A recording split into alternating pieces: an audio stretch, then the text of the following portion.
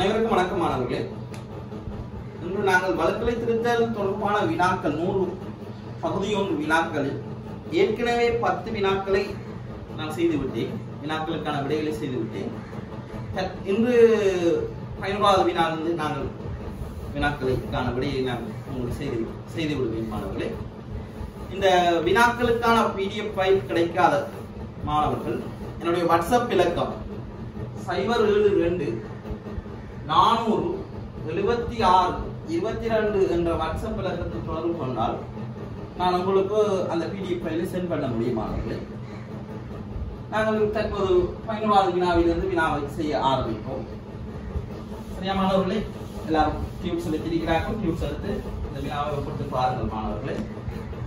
11வது வினா கேட்கப்பட்டுள்ளது. வியாபாரம் ஒன்றின் வரைவு நிதி கூட்டுகளை தயாரித்த பின்வரும் வழுக்கல் கண்டுபிடிக்கப்பட்டன. முதல்ல என்ன கேள்வி என்று கூடக்கூடிய வாசித்தல். இவ்வழுக்கல் காரணமாக நிறுவனத்தின் லாபம் எவ்வளவு தொகையால் குறைத்து காட்டப்பட்டுள்ளது. லாபம் எவ்வளவு தொகையால் குறைத்து காட்டப்பட்டுள்ளதா திருத்த முதல் கேட்கலாம். நாங்கள் திருத்தினதை வச்சு திருத்த முதல்ல சொல்லுவோம் மாணவர்களே. இப்ப உதாரணமாக முதலாவது ரோம இலக்கு முதலாவது பாடு லாபத்தை பாதித்திருந்தால் செய்வோம், பாதிக்கவில்லை என்றால் விடுவோம். கடம்பட்டோர் பெற்ற காசு 18,500 ஆனது கடம்பட்டோர் கணக்கில் 15,800 என பதியப்பட்டுள்ளது. முதலாவது வலு காசுக்கும் கடன்பட்டோரை சம்பந்தப்படுது. காசுக்கு வரவு கடம்பட்டோருக்கு செலவு 18,500 பதியணும். ஆனால் கடம்பட்டோருக்கு 15,800 பதியப்பட்டுள்ளது. இதனால் லாபம் பாதிக்கப்பட மாட்டாது. காரணம் வருமான கூற்றுக்கு செல்லும் கணக்கு தான் லாபத்தை பாதிக்கும். வருமான கூற்றுக்கு செல்லும் கணக்குகளா இருக்கணும். அதே நேரம் லாபம் இயல்பாக செலவு மீதியுடையதா இருக்குமானவர்கள். ஏனென்றால் உரிமையாளருக்கு அந்த தொகையை கொடுக்க வேண்டும் லாபத்தை. மீதி செலவு என்பதனால் கூட்டல் அடையாளம் நேர்கணியம் கூட்டல் அடையாளம் செலவுனாயிருக்கும். கழிக்கணும் என்றால் வரவுகளுக்கு காணப்படுமானவர்கள். ஆனால் வருமான கூற்றுக்கு செல்லும் விடயங்களை லாபத்தை பாதிக்கும் என்ற அடிப்படையில் அவதானித்தால் இலவாக. ஆனால் காசு கணக்கும் கடன்பட்டோர் கட்டுப்பாட்டு கணக்கும் வருமான கூற்றுக்கு செல்லாது. நிதிநிலைமை கூற்றுக்கு செல்வதனால் லாபத்தை பாதிக்காது. WNB எழுதலாம். இருக்கு குறைய பஞ்சாலா வித்தியாசம் 2,700 ரூபாய். கடன்பட்ட கட்டுப்பாட்டுக்கு செலவு பொங்கல் கணக்கு வரவு லாபத்தை பாதிக்காது என்பதனால் இது லாபத்தை செல்வாக்கு செலுத்தாது. இரண்டாவது ரோம இலக்கத்துக்கு செல்லும் வருவை. இரண்டாவது வரு கடன் விற்பனை 25,000 ஆனது. அந்த கடன் விற்பனை எடுத்தோடனே நீங்க WNB செய்துங்க. கடன்பட்ட கட்டுப்பாட்டுக்கு வரவு விற்பனைக்கு செலவு பார்த்துருக்காங்க. வாசிக்க அந்த தரவுகளை செய்துவாங்க. கடன் விற்பனை 25 கடன்பட்ட கட்டுப்பாட்டுக்கு வரவு விற்பனை கணக்கு செலவு. இது என்ன நடந்திருக்கா? விற்பனை கணக்கில் 2,500 செலவு வைக்கப்பட்டது. 25க்கு பதிலாக 2,500 செலவு வைக்கப்பட்டது. குறைய செலவு வச்சிருக்கேன். குறைய வச்சு அதே பக்கம் இங்க 22,500 இங்க செலவு வைக்கணும். விற்பனை கணக்கு செலவு பொங்கல் கணக்கு வரும். இது ரெண்டுலையும் லாபத்தை பாதிக்கிறது. வருமான கூட்டுக்கு செல்வது விற்பனையே லாபம் என்ற கணக்கு எழுதலாம். அந்த வருமான கூட்டுக்கு செல்லும் கணக்கு விற்பனை தான். விற்பனை வருமான கூட்டுல இருக்கின்றது. பொங்கல் வருமான கூட்டுல இருக்காது. விற்பனை கணக்கு செலவண்டு வைத்தால் லாபம் கூடும். 22,500 வரவண்டு வைத்தால் லாபம் குறையும். மூன்றாவது விற்பனை திரும்பல் WNB திரும்பலுக்கு வரவு கடன்பட்டோர் கட்டுப்பாட்டுக்கு செலவு எவ்வளவு வேணும்? 3. இது விற்பனை கணக்கில் வர வைக்கப்பட்டுள்ளது. கடன்பட்டோரை பற்றி சொல்லாடி கடன்பட்டோர் சரி பிள்ளைகள். ஆனா உத்திரம்பல வர வைக்காம விற்பனையில வர வச்சுட்டது. ஆனா விற்பனை இல்லாம போது பதிவு 3. ஆனா விற்பனை கணக்கு செலவு உத்திரம்பல் கணக்கு வரவு. இவை ரெண்டும் வருமான கூட்டில் மாற்றப்படுவதனால் லாப நட்ட கணக்கு வரவு லாப நட்ட கணக்கு செலவு. இந்த லாபத்துல வர வைக்கிற லாபம் குறையுது, செலவு வைக்கிற கூடுது. அதனால தேவை விளைவு பூச்சியம். அதனால அது லாபத்துல இறுதி விளைவு எதுவும் தாக்கத்தை செலுத்தாது. ஆனால் திருத்தினால் 22,500 லாபம் கூடும். திருத்தினால் 22,500 லாபம் அதிகரிக்கும். இதே திருத்தாமல் இருந்தால் 22,500 லாபம் குறையும். இது கடந்தால பரிச்சு வினா ஆண்டு 2012 ஆண்டு விடையிலக்கும் 2வது. 22,500 நம்ம விடை இலக்கம் 2வது. 12வது போவோம். மேற்படி பிழைகளை திருத்துவதற்கு முன்னதான தொங்கல் கணக்கு மீதி யாது? வினா இலக்கம் 12க்கு செல்வோம். விடையை எழுதி வச்சு போட்டு செய்யறதுல எந்த இதுவும் இருக்காது பிள்ளைகள். நேரம் போதுன்னா என்ன இவன நீங்க 2 மணிச்சால பரிச்சைய இல்லைங்க அப்படித்தான் செய்யணும் விரைவா. சில ஆட்கள் விடையை எழுதி வச்சு போட்டெல்லாம் செய்யறாங்க ஸ்டூடெண்ட்ஸ். அதாவது பாடம் வாங்கி செய்யற மாதிரி. அப்படி விடையை எழுதி வச்சு போட்டு செய்யற மெத்தட் நல்ல மெத்தட். உங்களோட இதுல செய்யணும். நீங்களும் 2 ஹவர்ஸ்க்கு அதை வேகமா செய்ய தரணும். நேரம் போகுதுன்றதுக்காக விடையை பாடம் வாங்கி வச்சு போட்டு எழுதிட்டு செய்யறது ஒரு நல்ல மெத்தட் இல்லை ஸ்டூடெண்ட்ஸ். ஓகே, 12வது வினாக்கு போவோம். 12வது வினால ஸ்டூடெண்ட்ஸ் இப்ப தொங்கல் கணக்கு மீதி யாதன்னு இருக்கா?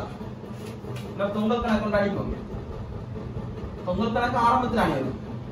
அதனால ஒரு வரியை விட்டு போட்டு எழுதுங்க. இப்ப முதலாவது வலு கொள்வனவு நாட்கள் கூட 12,000 குறைத்து கூட்டப்பட்டிருந்தது.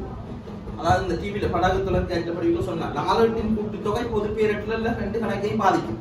கூட்டுத்தொகையில் ஏற்படும் பிழை. சோ இதுக்கு தொங்கல் வராது. தொங்கல் வரும்னா நான் ஏற்கனவே குறித்தேன். ஒரு கணக்கை பாதிச்சிருக்கணும் அல்லது பரீட்சை மீது வரும்ன்ற தவறுகள் அல்லது 2 பதிவுல ஒரு பதிவு தெரியாது. ஏற்கனவே வீடியோல நான் தெளிவுபடுத்தேன். முன்புலப்படுத்திருக்கீங்களா? மின் கட்டணத்துக்கு ஆசிரியர் 4,000 மின் கட்டண கணக்கில் மட்டும் பதியப்பட்டிருக்கிறது. ஆனா தொங்கல் வரும். காசுக்கு செலவு 4, மின்சாரத்துக்கு வரவு 4. இதுல மட்டும் பதியல. ஆனா இதுல 15 எடுக்கும். மின்சாரத்துக்கு வரவு தொங்கலுக்கு செலவு. 3வது கடன்பட்டது பெற்ற காசுக்கு 18,000 டபுள் என்ட்ரி எழுதுங்க. காசுக்கு வரவு 18, கடன்பட்ட கட்டுப்பாட்டுக்கு செலவு 18. இது என்ன நடந்திருக்காம்? கடன் கொடுத்தோர் கட்டுப்பாட்டு கணக்கில் காசு கொடுப்பனவா பதியப்பட்டிருக்கு. கடன் பட்டோர்ல பதியாம கடன் கொடுத்தோர்ல பிள்ளை வரவுல வச்சுட்டா கொடுப்பனவா காசு கொடுப்பனா. காசுக்கு செலவு கடன் கொடுத்தோருக்கு வரவுன்னு வச்சுட்டாரு. ஆனா காசுல செலவு வைக்கல. அதாவது காசு சரியான காசு கட்டி கிடைக்கலாம். இங்க செலவு வைக்கிறது போல இங்க வர வச்சுட்டாரு. சரியா? ஆனா காசை பற்றி கைக்கால காசு சரி. அப்ப வரவு இல்லாம கடன் கொடுத்த கட்டுப்பாட்டுக்கு செலவு திரும்ப கடன்பட்டோ கட்டுப்பாட்டுக்கு செலவு பிழையும் இல்லாம கூட சரியான பதியும். பொங்கலுக்கு வரவு 36, 18 அந்த கடன்பட்டோ கடன் கொடுத்தோம் 36 எழுதலாம். பகுதி 1 தானே, பகுதி 2 அப்படி பிரிவு எழுதணும். சரியா? அவ்வளவுதான். இப்படி பேலன்ஸ் பண்ணுங்க. 36 ஆரம்ப மீதி செலவு 32. செலவு மீதி 32 விட எத்தனையாவதா இருக்கின்றது? அடுத்த வினாவுக்கு செல்வம் மாணவர்களே. 13வது 13வது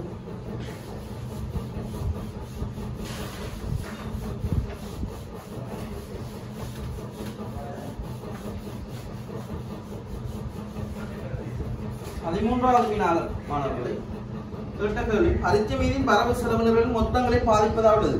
மொத்தங்களை பாதிப்பதாக உள்ள வெளிக்காட்டும் வலுவை கேட்கலாம். வெளிக்காட்டு வலுன்னா தொங்கல் கணக்கு உருவாகக்கூடிய சந்தர்ப்பம் ஏற்கனவே சொல்லிட்டேன். முதலாவது செலுத்திய சம்பளங்கள் 40,000 நிறுவனத்தின் ஏனைய செலவினங்கள் என்ன பதியப்பட்டுள்ளது. சம்பளத்துக்கு வைக்கிறது போல ஏனைய செலவுல வச்சால பிள்ளைகள் இன்னொரு கணக்குல பதியப்பட்டு தானே சம்பளத்துக்கு வரவு வைக்கிறது போல இன்னொரு கணக்குல வச்சுட்டோம். சோ இது வெளிக்காட்டாத பொங்கல் உருவாக்காது. 2வது விற்பனை திரும்ப 20,000 விற்பனை கணக்கில் வரவு வைக்கப்பட்டுள்ளது.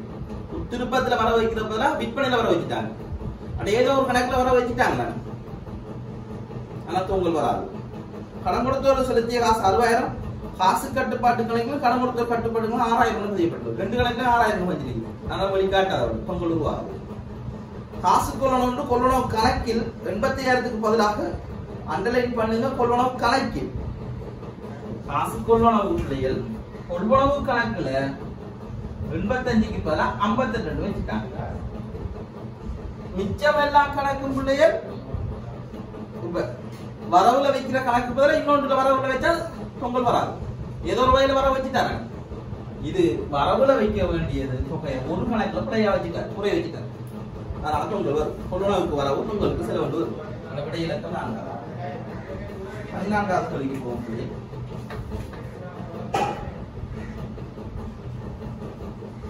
14வது கேள்வி. வினா இலக்கம் 14 ஸ்டூடண்ட்ஸ். நிறுவனம் ஒன்று கேட்ட கேள்வி திருத்தியமையின் சொத்துக்கள் பொறுப்புகள். திருத்துவோம். உரிமை சக பொறுப்பு சமன் சொத்து சாம்பார்ல பதிவு. சொத்துக்கள் பிள்ளைகள் தந்திரிக்கான் 1000, பொறுப்புகள் 300. உரிமையும் கேட்கலாம். திருத்தி உரிமையினா தேடிய சொத்துன்னு கேட்கலாம். முதலாவது தவறு 2020 ஏப்ரலில் பொருளை விற்பதற்கு நம்ம கணக்கு மார்ச் மாதம் ஏப்ரலுக்கு விற்பதற்கு ஒரு வருடம் முன்பணமாக பெறப்பட்ட ரூபாய் 20,000 வருமானமாக காணப்பட்டது. 2020 நம்ம பொருளை விற்கிறதுக்காக பெற்றது வருமானமாக காண்பிக்கமா வார மாசத்துக்கு விற்றது நம்மகிட்ட காசு பெற்றிருக்க முடியாது. 20 வருமானமாக காணப்பட்ட உரிமையில கூட்டிருக்கோம். அப்ப இந்த பதிவுல உண்மையாவே உரிமையில கூட்டுறது பொறுப்பெல்லாம் கூட்டிருக்கோம். ஏனென்றால் வருமானம் பெற்றாலும் காசுல கூட்டுறது சரியான, அந்த மாதத்துக்கு காசா பெற்றது காசுல கூட்டுறது சரியான. ஆனா பொறுப்புல கூட்டுனத கூட்டுங்க பதியால பதிங்க, உரிமையில கூட்டின இல்லாம கழிங்க. இது ஏற்கனவே செஞ்ச பதிவு.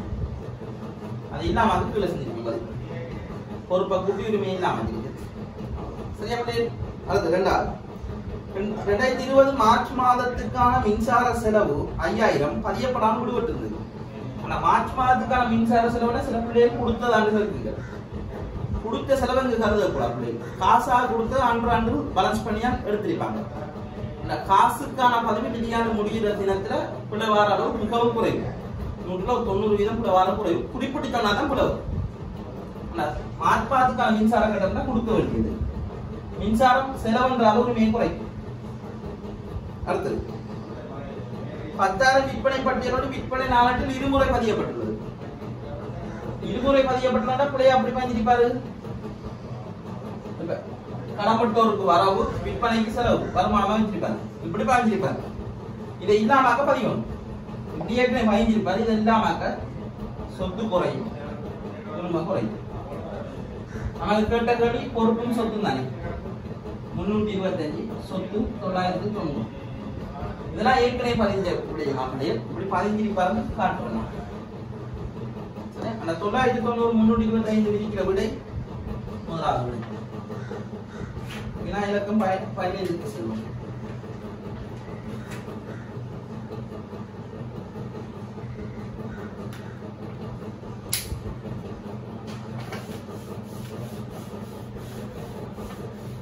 பதினைந்தாவது வினா ஸ்டூடண்ட்ஸ் என்ன குறிப்பிடப்பட்டிருக்கின்றால் 15வது வினா மொத்த லாபம் தேறிய லாபத்தை திருத்தட்டாம். மொத்த லாபம் தேறிய லாபம் திருத்தட்டாம். மலுக்களுடனான மொத்த லாபம் 840, தேறிய லாபம் 260,000. முதலாவது ஆரம்ப இருப்பு 20,000 குறைத்து மதிப்பிடப்பட்டது. கொஞ்சம் இருப்புக்கு ஆரம்ப இருப்புக்கும் லாபத்துக்கும் இடையிலான தொடர்பு பிள்ளைகள் எதிர்ப்பு தொடர்பு.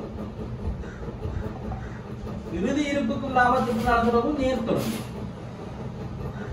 இதை கவனத்தில் எடுங்க. ஏன்னா ஆரம்ப இருப்பு செலவு கணக்கு போல. இறுதி இருப்பு சொத்து தான். அந்த வருமானத்துக்குள்ள கழிக்க தானே விற்பனை கிடையத்திலிருந்து அந்த செலவை குறைக்குது. செலவை குறைக்கிறாலும் லாபம் கூடுது. ஆரம்ப இருப்பு ஒரு செலவு கணக்கு. என்ன வேணும்? அந்த செலவு லாபத்தை என்ன செய்யும்? குறைக்கும். அதனால எதிர்த்து செலவு கூட கூட லாபம் குறைக்கும். ஆரம்ப இருப்பு 20,000 குறைத்து மதிப்பிடப்பட்டுள்ளது என்றால் செலவை நீங்க குறைத்து மதிப்பிட்டீங்க.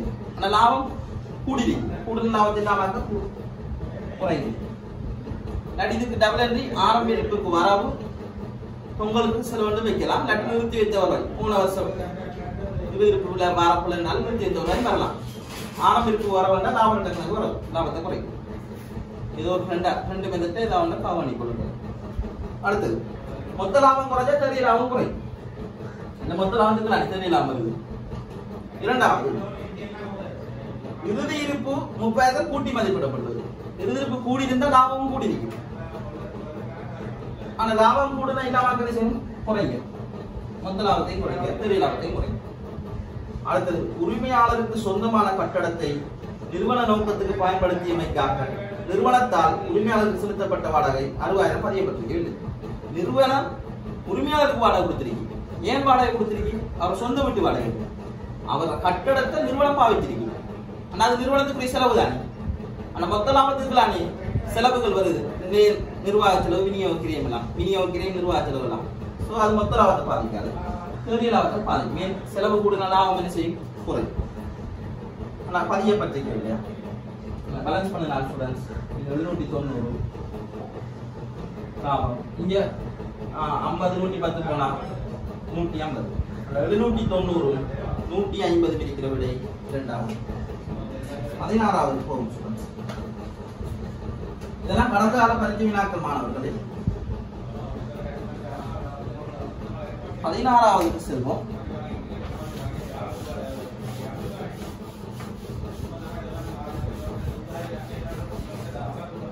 இப்போ 16வது மாணவர்களை திருத்துவதற்கு முன்னரான தொங்கல் கணக்கு மீது ஏற்கனவே பார்த்த வினாக்களோட தொங்கல் கணக்கு அடிப்போம்.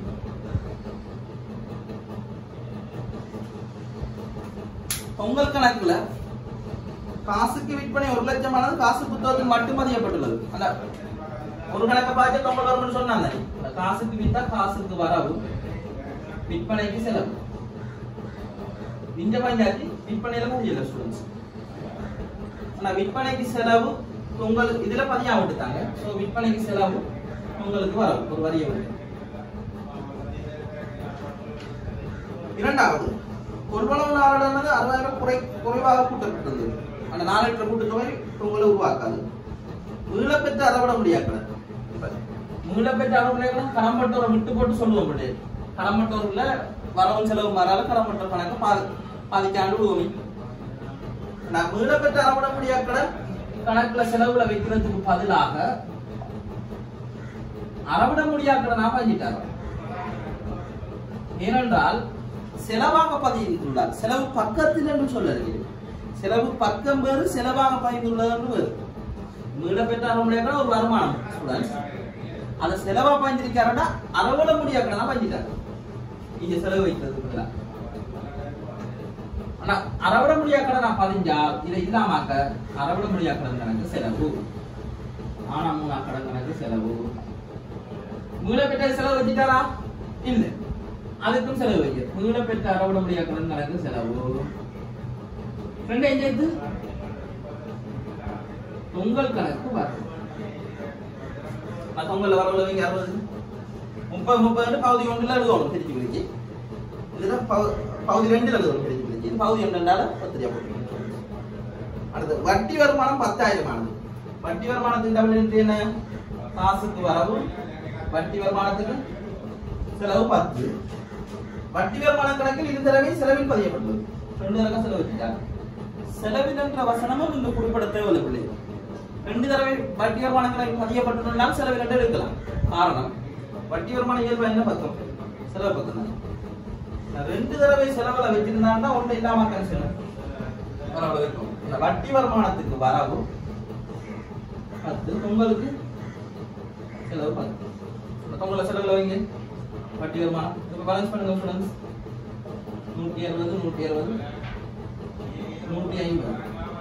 150 செலவுன்ற மீதி 5ஆவது. 150 பரவாயில்லைப்பட்டு விடைய போடுறல வரவு போட்டிருப்பாங்க. 150 4வது அறிக்கை விடைய இலக்கம் அனைத்து செலவு 150. சரியா ஸ்டூடண்ட்ஸ்? கொஞ்சம் வேகமா வழங்கப்படுத்துறது காரணம் பாடத்தை படிப்பிக்கல ஸ்டூடண்ட்ஸ். பகுதி 1 தானே செய்யலாம். அதை கொஞ்சம் விரைவா செஞ்சு விடணும். மெதுவாக படித்திருக்கலாம். ஒரு 10 கேள்வி செய்யறதுக்கு நேரம் எடுக்கும். ஒரு அரை மணி நேரம் கிட்ட அந்த விளங்கப்படுத்தி செய்யறாரு ஸ்டூடண்ட்ஸ். ஓகே, அடுத்தது 17 18 2019 ஆண்டு கேள்விக்குள்ளே இந்த 2 மெத்தட்ல செய்யலாம். மெத்தட் 1 சரியா? எப்படின்னா மெத்தட் 1ன்றது எத்தனை அங்களுக்கு பொருந்தும்னா 18 அங்களுக்கு. கேள்வி இலக்கம் 17 18 18ஆம் கேள்விக்கு 2 மெத்தட் இருக்கு. மெத்தட் 1 மெத்தட் 2 சரியா? ஃபைனல் கேள்வியில என்ன சொல்றாங்க?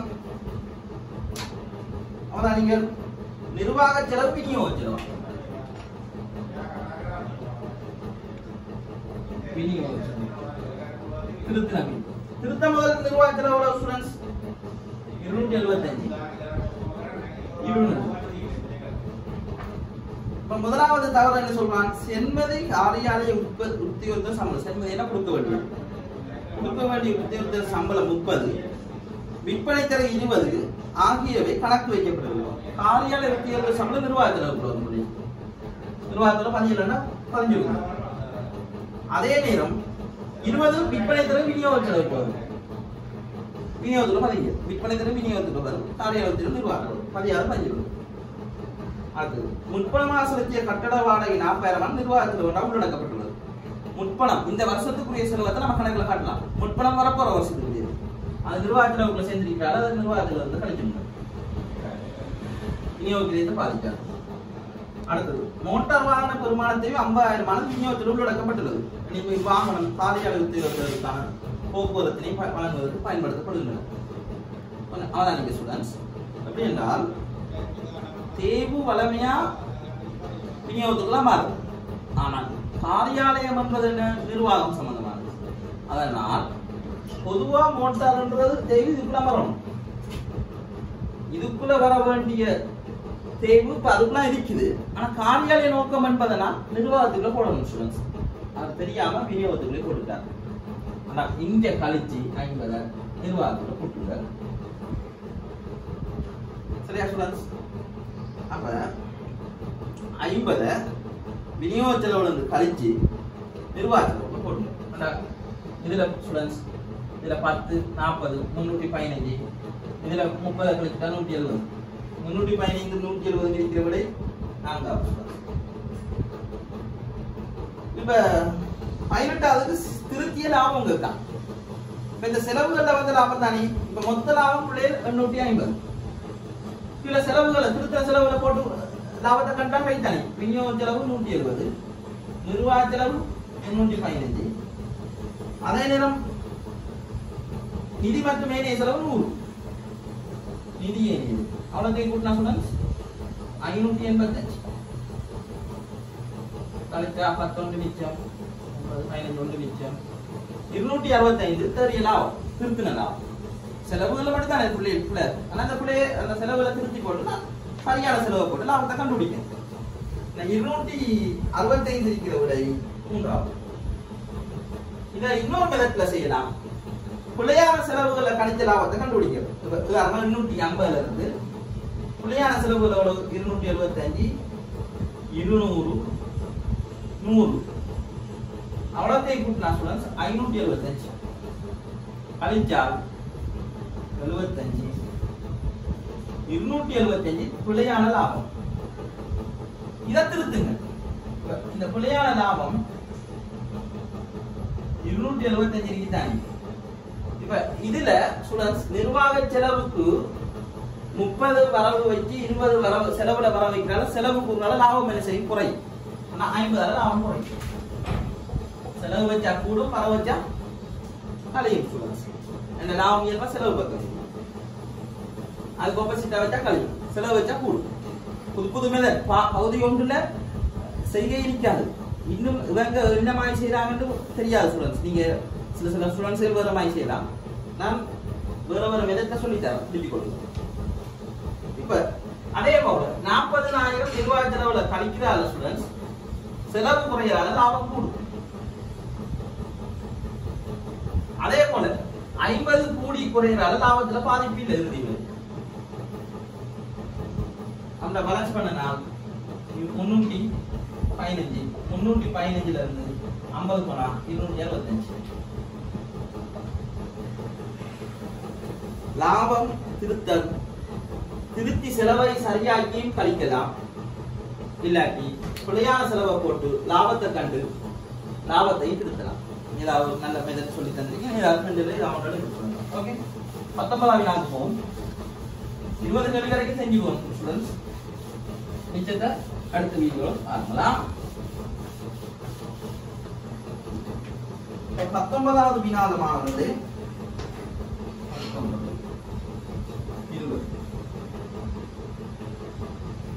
19வது மாணவர்களே வெளித்திருப்பம் 1850 கட்டுப்பாட்டு கணக்கு சரியாகும். வழித்திருப்பம் என்ன டபுள் கேட்டு பாருங்க. வழித்திரும்பல் கணக்கு செலவு கடன் கொடுத்த ஒரு கட்டுப்பாட்டுக்கு வரவு. கட்டுப்பாட்டு கணக்கில் சரியாகும். இதுல சரியாகவும் உட்திரும்பல் கணக்கில் 8150 பதியப்பட்டுள்ளது. ஒன்றை சரி என்று சொல்லி இன்னொரு கணக்குல பதியப்பட்டுள்ளது சொன்னாலே இந்த கணக்குல பதியப்பட்டு உட்திரும்பல் கணக்குல 1850 பதிஞ்சிட்டாங்க. 8150 பதிஞ்சிட்டாங்க. ஒளித்திருப்பத்த பிள்ளைகள் ஒளித்திரும்பலுக்கு செலவு கடன் கொடுத்த கட்டுப்பாட்டுக்கு வரவு. கடன் கொடுத்தோட சரியா இங்க பதினத்துக்கு பதிலா எப்படி சார் இங்க பதினு சொல்றீங்க? ஒன்றை சரியென்று சொல்லி மற்றத சொல்ல வரக்குள்ள இன்னொரு கணக்குல பதியப்பட்டுள்ளா இந்த கணக்குல 12 எடுக்கும். 8150 திரும்பல வச்சுட்டாரு. முதல் பிள்ளை எல்லாம் ஆக்குங்க. உட்திரும்பல் கணக்கு செலவு அதே மாதிரி வெளித்திரும்பல் சரியான பதிங்க. வெளித்திரும்பல் கணக்கு செலவு 1850 ரெண்டே சேர்த்து பொங்கல் கணக்கு வரவு 10,000. எத்தனை அப்படியா இருக்குது?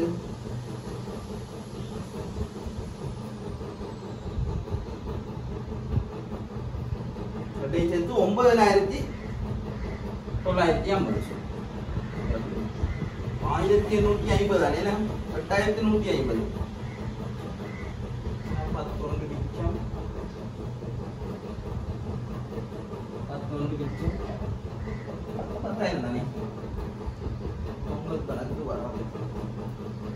ஓம் ஸ்டூடண்ட்ஸ் அதுல விடையை கொஞ்சம் மாத்தி கொள்ளுங்க. 10,000 இந்த விடையை எழுதி கொடுங்க. மூணாவது விடையை 10,000 கொண்டு மாத்தி கொள்ளுங்க. பொங்கல் கணக்கு வரவு. வெளித்திரும்பல் கணக்கு செலவு 1850. உட்திரும்பல் கணக்கு செலவு 8150. அது டைப்பிங்ஸ் நோ மிஸ்டேக் ஆயிடுச்சு ஸ்டூடண்ட்ஸ். பொங்கல் கணக்கு வரவு ரெண்டையும் கூட்டி 10,000. ஓகே இறுதி வினாக்கு சொல்லுவோம். 20வது வினா இன்னும் இருக்குது வினா. இன்றைக்கு பார்க்கிறது இறுதி வினா. காசு பெருமளவு 4 எட்டில் உள்ள காசு பெருமளவு 4 எட்டில் உள்ள கழிவு எந்த கழிவை குறிக்கிறது? காசு பிறக்குள்ள கொடுக்கிற கழிவு என்ன கழிவு பிள்ளைகள்? கொடுத்த கழிவு. கொடுத்த கழிவு கழிவு நிரலின் மொத்த தொகையானது. அதுல எழுதி வேண்டும். கொடுத்த கழிவின் மொத்த நிரல் நல்லா இருக்கு. கொடுத்த கழிவு 30,000 ஆனது கழிவுட்டு கணக்கில் 10 மாறி பதியப்பட்டது. 30 கொடுத்த கழிவுல வரவுல வைக்கிறதுக்கு பதிலா செலவுல வச்சுட்டாங்க. கடன்பட்டவர்ல சரி. ஏன் சரி என்றால் கடன்பட்டவர் பற்றி கணக்கிலானே கழிவு நிரலின் கூட்டுத்தொகை என்ன பாதிச்சிருக்கு. கழிவு கணக்கில் குறிப்பிட்டு தந்திருக்காங்க. அண்டர்லைன் பண்ணுங்க. கழிவு கணக்கு ஆனா கழிவு வளமையா கொடுத்த கழிவு வரவுல வரும். பக்கம் மாறினா 2 பக்கம் தான் இருக்கு. ஒன்று வரவு செலவு. வரவுக்கு எதிரான பக்கம் செலவுல வச்சுட்டாரு. இது திருத்தினா பிழைவு இல்லாம ஒரு பதிவு சரியான பதிவு ஒரு பதிவு. கொடுத்த கழிவுக்கு வரவு கொடுத்த கழிவு கணக்கு வரவு 60. பொங்கலுக்கு செலவு 60. ஆனா பொங்கல் கணக்கு செலவு வச்சிருந்தால் பரிச்சை மீதி ஆரம்ப பொங்கல் கணக்கு மீதி வரவுல இருந்திருக்கு. அது இல்லாம அங்கதான் செலவுல வைக்கீங்க. பழுவத்திற்கு பொங்கல் கணக்கு மீதி இல்லாம போயிருந்தானே. ஆனா பொங்கல் கணக்கு மீதி எந்த பக்கத்துல ஆரம்ப மீதி காணப்படுகிறதோ அந்த பக்கத்துல பரிச்சை மீதி குறைஞ்சிருக்கு. ஆரம்ப மீதி 60 வரவுல வந்து பொங்கல்ல பரிச்சை மீதி வரவுல குறைஞ்சிருக்கு. அது மறைமுகமா பரிச்சை மீதி செலவுல கூடியிருக்கும். வரவுல குறைஞ்சிருந்தா செலவுல என்ன செஞ்சிருக்கும்? கூடியிருக்கும். ஆனா ஒன்று பரிச்சை மீதி வரவில் 60 குறைந்திருக்கணும் என்ற விட இருக்கணும். அல்லது பரிச்சை மீதி செலவில் அதிகரித்திருக்கின்ற விட கூடியிருக்கணும். வரவில் குறைந்தது என்று 60 இல்ல பிள்ளைகள். ஆனா செலவில் அதிகரிப்பிருக்காண்டு பாருங்க. பரிச்சை மீதி செலவு பக்கத்தில் 60 அதிகரிப்பிருக்குது. ஆம் பிள்ளைகளுக்கும் முதலாவது. இதுக்கு விடையே 3வது போட்டு வைக்கணும் ஸ்டூடண்ட்ஸ். அதை மாத்திருங்களா 19வது. ஓகே ஓகே ஸ்டூடண்ட்ஸ் மிச்சத்தை அடுத்த நன்றி.